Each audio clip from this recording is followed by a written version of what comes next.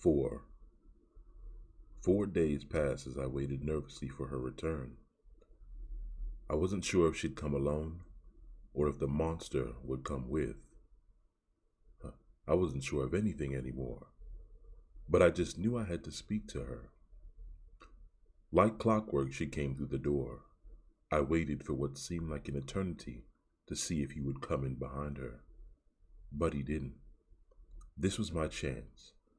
I'd probably never get another, so I had to take it. She had her glow back, that angelic presence. She seemed full of life again, but all I could see were shadows of this man all around her. She asked to be seated in the same booth and ordered the salmon again. I don't know why, but that made me happy. It all seemed like an escape from reality for her. I made up my mind to sit with her and get to the bottom of it all. Without thinking about the consequences, I sat in the booth with her. I could tell I startled her a bit. "Hey, sorry to bother you, but I've seen you here a few times and had to find out more about you." She smiled. I looked out the window again. "I didn't think you could form full sentences," she said, followed by a little laugh. "I deserve that. Well, what is it you want to know?" I asked as many questions in the allotted time, and she answered them all without hesitation. It was crazy how she opened up to me, like she had been looking for someone to care enough to ask. She wanted desperately to tell someone, anyone, what was going on. She started from the beginning, how she had moved from a foster to a foster home, and how she figured she would never find a home because she was a teenager. Then one day a man came and chose her. Of all the kids, he chose her. She was immediately attached to him. He was so kind and loving towards her. She had to have been about 17 at the time. The man had a beautiful house and kept her in the nicest and most expensive clothing. She couldn't believe she had finally found a home. All this bliss hid the dark truth that would soon reveal itself. About a month after her 18th birthday, the man started pressing her, saying he loved her and wanted her by his side forever. She wasn't thrilled about it, but felt obligated to grant this man his request. Before she knew what was happening, she was a 19-year-old bride. The ring she received was colossal, and the wedding was equally as grand. A few months later, she found out she was pregnant with his child, but all of this felt wrong in a way. After the wedding bells quieted down, things changed drastically. He turned cold and unloving.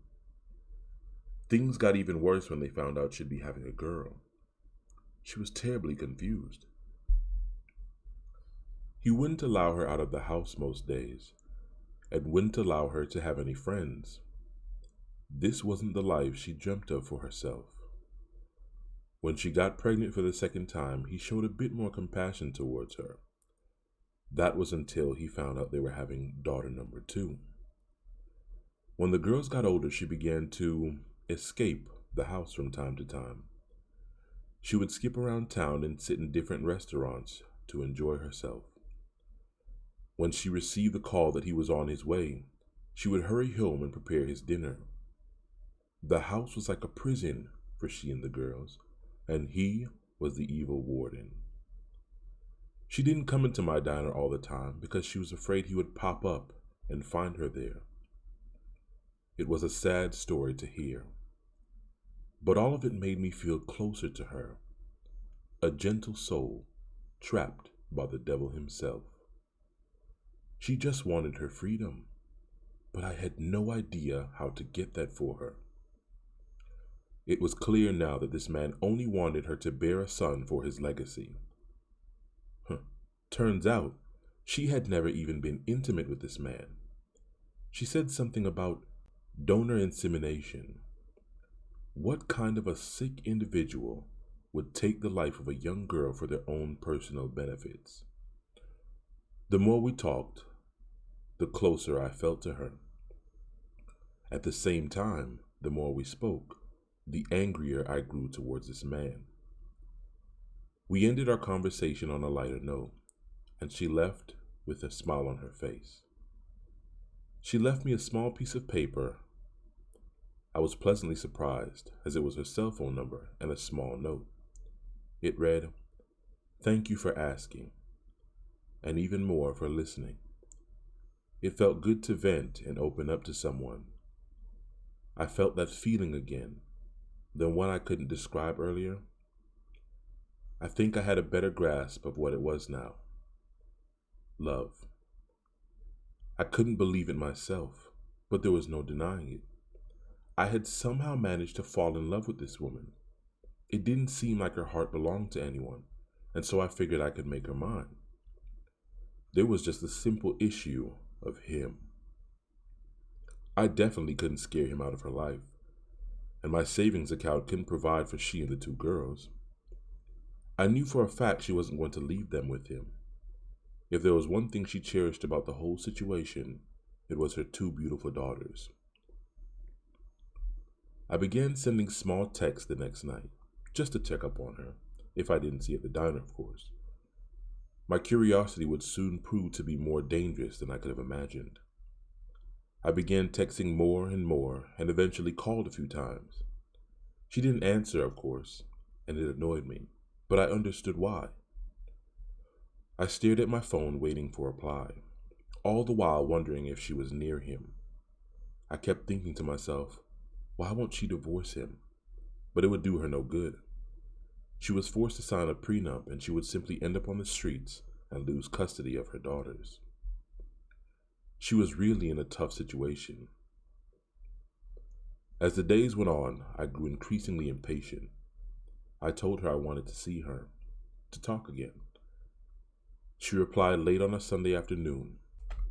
It was about 2 p.m. when my phone lit up. "I'll be there tomorrow, same time," she said. I could only assume there meant the diner. I was so excited I couldn't sleep. I was at work extra early the next day so that I could get off equally early. I didn't see when she came in, so I got a bit anxious. But she texted my phone. "I'm here." I made my way to the booth I was used to seeing her in, and there she was. As soon as I sat down, she grabbed my hand. "This may be my last time coming here," she said. Fear had wrapped its cold hands around her throat as she struggled to get the words out. Some of it even crept over me. She was scared, and I could only assume he was the cause. We only had time to speak for a brief moment before commotion at the front interrupted our conversation. When I looked up, all I saw was this gargoyle of a man speeding towards us. He said nothing as he snatched her up by her wrist. He glared in my direction, and it was like his stare held me in place. I couldn't even move as he led her out of the door. Suddenly, a force I had never felt before propelled me upwards and towards the door. I no longer had control over my own body. I burst through the door in time to see him snatching the car door open. In my head, it was all wrong. What was I really going to do to this giant? All logic seemed to escape me at the moment, so I forcefully grabbed his shoulder and used all the strength in my body to turn him towards me.